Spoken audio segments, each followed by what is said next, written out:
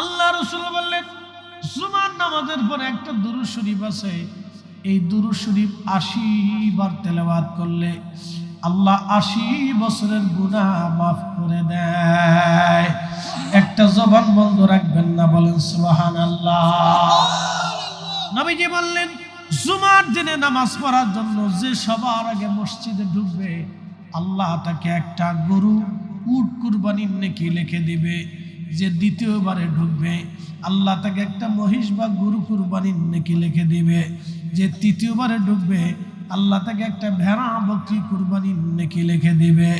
যে চতুর্থবারে ঢুকবে, আল্লাহ তাকে একটা মুরগি বা মোরগ সদকা করার সওয়াব দিবে। যে এরপরে ঢুকবে, তারে আল্লাহ একটা ডিম সদকা করার সওয়াব দিবে। এরপরে যে ঢুকবে, নেকি কমতে থাকবে, কমতে থাকবে, কমতে থাকবে। কিন্তু জুমার নামাজ পড়ার জন্য যে সবার আগে যাবে, আল্লাহ একটা উট কুরবানি করার নেকি লিখে দেবে। খুব মনোযোগ দেবেন। রব্বুল আলামিন আমরারে শুনাইলেন, ইয়া আইয়ুহাল্লাযীনা আমানু ইযা নুদিয়া লিস-সালাতি মিন ইয়াউমিল জুমআহ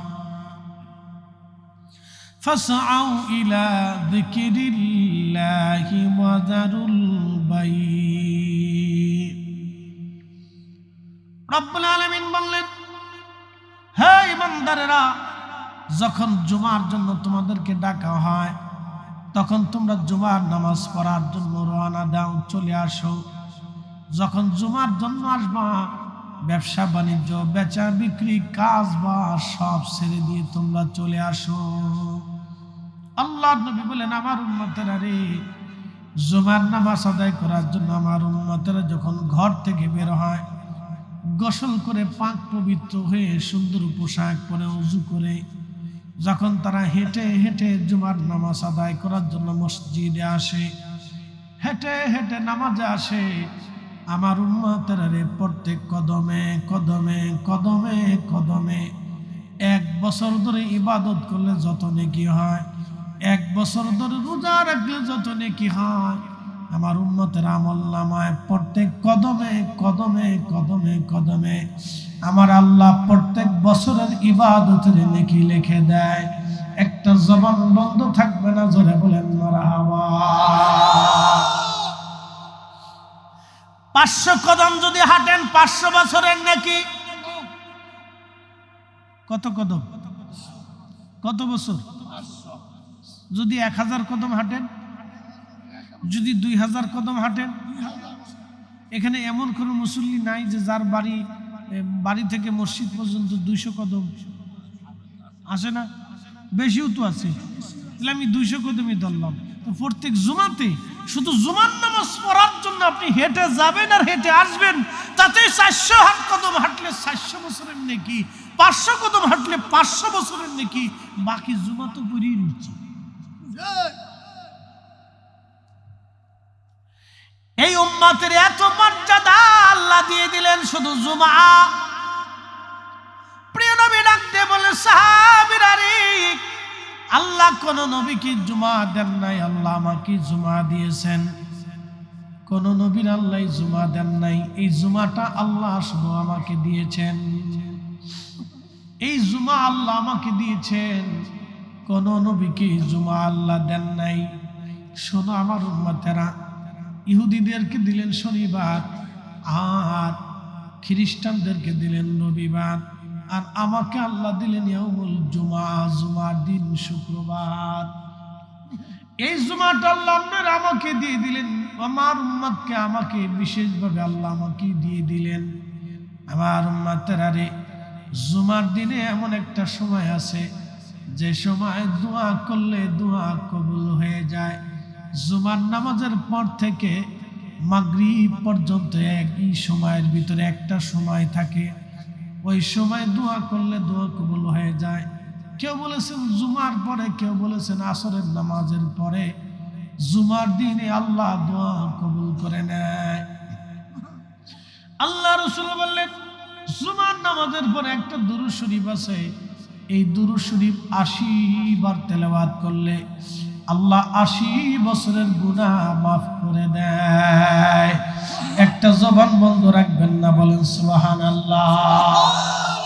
নবীজি বললেন জুমার দিনে নামাজ পড়ার জন্য যে সবার আগে মসজিদে ঢুকবে আল্লাহ তাকে একটা গরু উট কুরবানির নেকি লিখে দিবে।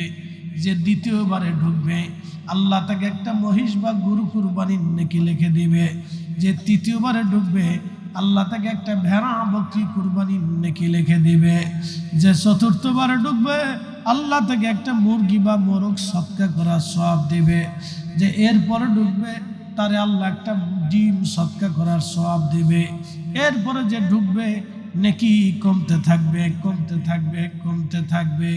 কিন্তু জুমার নামাজ পড়ার জন্য যে সবার আগে যাবে আল্লাহ একটা উট কুরবানি করার নেকি লিখে দেবে।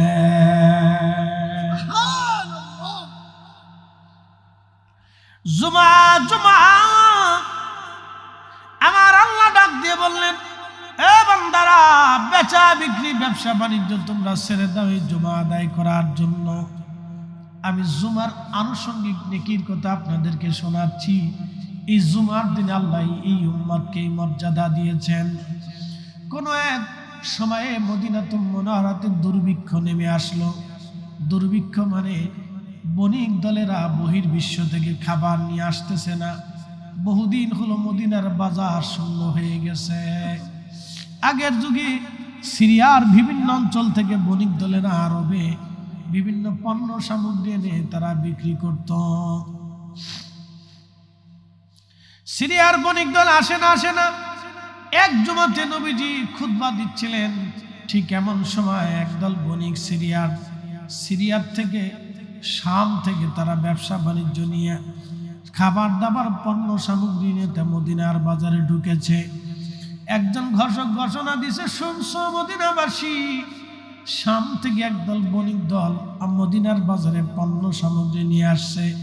তোমাদের কারো যদি কেনার কিছু থাকে তাড়াতাড়ি মদিনার বাজার থেকে নিয়ে আসো, পরে গেলে নাও পাইতে পারো। দেখেন মদিনার কোনো মানুষের ঘরে খাবার নাই, বাচ্চা কাচ্চা না খেয়ে আছে, সবাই ক্ষুধার্ত, ঘরে টাকা আছে কিন্তু কাছে খাবার নাই। এই পরিস্থিতি তৈরি হয়ে যাওয়ার পরে আল্লাহর নবী ওই দিন জুমার দিনে খুতবা দিচ্ছিলেন। সাহাবীরা বের হতে হতে হতে হতে হতে হতে বহু মুসল্লি মসজিদ থেকে বের হয়ে চলে গেল, কিন্তু 10 জন মুসল্লি মসজিদের মধ্যে বসে রইল। আল্লাহর নবী দেখলেন সমস্ত মুসল্লিরা মসজিদ ফাঁকা হয়ে গেছে, মাত্রই 10 জন মুসল্লি বসে আছে। খুতবা শেষে প্রথমে দেখলেন আবু বকর বসা। নবী বলেন, আবু বকর ফিল জান্নাতি, ওমর বসা, ওমর ফিল জান্নাতি, হযরত উসমান ফিল জান্নাতি, আলী ফিল জান্নাতি, তালহা ফিল জান্নাতি, আব্দুর রহমান ইবনে আউফ ফিল জান্নাতি, জুবাইর ফিল জান্নাতি, সাইদ ইবনে জুবাইর ফিল জান্নাতি, সাদ বিন আবু ওয়াক্কাস ফিল জান্নাতি, আবু উবাইদা ইবনে জাররাহ ফিল জান্নাতি রিদওয়ানুল্লাহি তাআলা আলাইহিম আজমাইন। এই 10 জন সাহাবীর নাম ঘোষণা দিয়ে নবী বললেন, এরা সবাই আল্লাহর জান্নাতি। একবার জোরে বলা যাবে কি মারহাবা। তেলের গাড়ি তেলে চলে, হাওয়ার গাড়ি হাওয়ায় উড়ে, বিনা তেলে চালায় গাড়ি নবী সুলাইমান। আমরা সেই মুসলমান, আমরা সেই মুসলমান। এই জুমার পরীক্ষায় পাশ করে 10 জন সাহাবী আশারে মুবাশশারা হয়ে গেল। আশারে মুবাশশারা, আল্লাহ তাদেরকে জান্নাতের সার্টিফিকেট দিয়ে দিলেন, ঘোষণা দিলেন, রাদিয়াল্লাহু আনহুম ওয়া রাদু আন, যালিকা লিমান খাশিয়া রাব্বা। আমি আল্লাহ তাদেরকে ভালোবাসি, তারাও আমাকে ভালোবাসে। যালিকা লিমান খাশিয়া রাব্বা, এই জন্য আমি তাদেরকে ভালোবাসি, তারা আমি আল্লাহকে ভয় করে। এরপর আল্লাহ আয়াত নাযিল করলেন, ইযা নুদিয়া লিস-সালাতি মিন ইয়াউমিল জুমআতি ফাসআউ ইলা যিকরিল্লাহি ওয়া যারুল বাই', যালিকুম খায়রুল লাকুম ইন কুনতুম তা'লামুন। আল্লাহু আকবার। ইমানদারেরা যখন জুমার আযান হয়ে যায়, বেচা বিক্রি, ব্যবসা বাণিজ্য, হাট বাজার, সংসার সমাজ কুমার সব কিছু ছেড়ে দাও, জুমার নামাজের জন্য তোমরা চলে আসো। যদি তোমরা বুঝতা, অনুধাবন করতা এটা কতই গুরুত্বপূর্ণ, কতই নেকের কাজ, তাহলে তোমরা যদি বুঝো, অনুধাবন করো, তোমরা চলে আসো, বাড়ি ঘর থেকে তোমরা বের হয়ে আসো। এরপর থেকে আর কোনোদিন কোনো সাহাবী জুমার নামাজ ছেড়ে মসজিদ থেকে আর বের হয়ে যান নাই। কিন্তু ওই 10 জন পরীক্ষায় পাশ করে তারা আশারায়ে মুবাশশারা হয়ে গেল। জোরে বলেন মারহাবা। আশারায়ে মুবাশশারা 10 জন দুনিয়ার থেকে বেহেশতের সার্টিফিকেট পেয়েছে জুমাকে কেন্দ্র করে। আজকে জুমার রাত অনেক দামি রাত। একটা জুমা মানে অনেক দামি। যদি জীবনে আসে তাহলে এই রাত্রে আল্লাহর কাছে মাপ চাবে। শুধু কি তাই, প্রত্যেক জুমার রাত্রি বেলা আমাদের কারো মা কবরে চলে গেছে, কারো বাবা কবরে চলে গেছে, কারো দাদা দাদি, ভাই বোন, আত্মীয় স্বজন, কারো সন্তান প্রিয়জন কবরে চলে গেল, কারো স্ত্রী কবরে চলে গেল। এই রুহগুলি ঘরের আঙ্গিনায় এসে জুমার রাত্রিবেলা কাঁদতে থাকে। মা রুহটা কাঁদে বলে, সন্তান রে, তোমার জন্য কত খোদার হুকুম অমান্য করছি।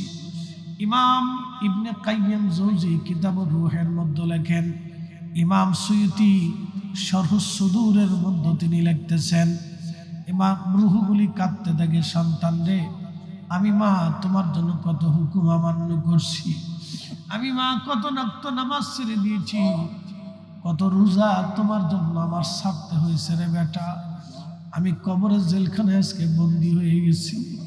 সন্তান রে, আজকে জুমার রাত, তোমরা আমাদের জন্য একটু দোয়া করো। মা রুহটা কাঁদতে থাকে, বাবা কাঁদে, সন্তান রে, তোমাদের সুখের জন্য বেবুলা হয়ে কত নামাজ ছেড়ে দিয়েছি।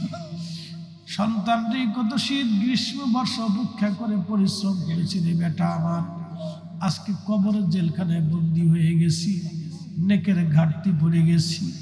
সন্তান রে, আজকে জুমার রাত্রে তোমরা আমরা ভুলে যাও না, তোমরা আমাদেরকে ছেড়ে দিও না। রুহগুলি কাঁদতে থাকে, কোন কোন রুহ কবরের উপরে বসে বসে কাঁদতে থাকে, সন্তান রে আমরা ভুলে যাও না। আল্লাহর নবী বললেন, আওয়ালাদিন সালিহিন ইয়াদুলাহু, যখন নেক সন্তানরা তাদের জন্য দোয়া করে, ওই দোয়াগুলি, নেকিগুলি তাদের কবরে পৌঁছায় যায়। নেকিগুলি তাদের কবরে পৌঁছাইয়া আল্লাহ তাদের কবরগুলি জান্নাতের বাগান বানায় দেয়, আল্লাহ তাদেরকে মাফ করে দেয়। বন্ধু, এই জন্য নবী বললেন, আমার উম্মতে মারহুমা। সাহাবীরা বললেন, হুজুর মারহুমা কি? নবী বললেন, সাহাবীরা রে, আমার উম্মত গুনাহ নিয়ে, নেকি নিয়ে কবরে যাবে, কিন্তু হাসরের ময়দানে গুনাহ মাফ নিয়ে, বহুত পরিমাণে নেকি নিয়ে হাসরের ময়দানে দাঁড়ায় যাবে। সাহাবীরা বললেন, হুজুর কিভাবে এটা সম্ভব হবে? নবীজি বলেন, আমার উম্মতেরা রে, তোমরা শোনো, আমার উম্মতেরা সদকায়ে জারিয়া করবে। সদকায়ে জারিয়াটা বুঝাই দিয়ে যায়, এই যে আপনাদের রাস্তা চলে গেছে নিমসার পর্যন্ত, বরুড়া থেকে এই যে রাস্তা চলে গেছে, এই রাস্তা তো কারো না কারো জমির উপর দিয়ে হয়েছে। যে রাস্তার জন্য জমি দিল, এই রাস্তা দিয়ে কত অলি হেঁটে যাবে, এই রাস্তা দিয়ে কত আলেম হেঁটে যাবে, এই রাস্তা দিয়ে কোরআনের হাফেজরা যাবে, এই রাস্তা দিয়ে গরিব মানুষ যাবে, এই রাস্তা দিয়ে মিসকিনরা যাবে, এই রাস্তা দিয়ে রোগীরা যাবে হসপিটালে, এই রাস্তা দিয়ে প্রত্যেক দিন হাজারে হাজারে লক্ষ লক্ষ মানুষ আসা যাওয়া করবে। যত নেকি হবে তত নেকিগুলি যারা এই 50 বছর আগে রাস্তার জন্য জায়গা দিল, কিন্তু 50 বছর ধরে তারা কবরে আছে, এই রাস্তা তো আর কবরে যায় নাই, এই রাস্তার নেকিগুলি তাদের কবরে যাইতে থাকবে, যাইতে থাকবে, যাইতে থাকবে, কিন্তু নেকি বন্ধ হবে না। একবার জোরে বলেন না মারহাবা।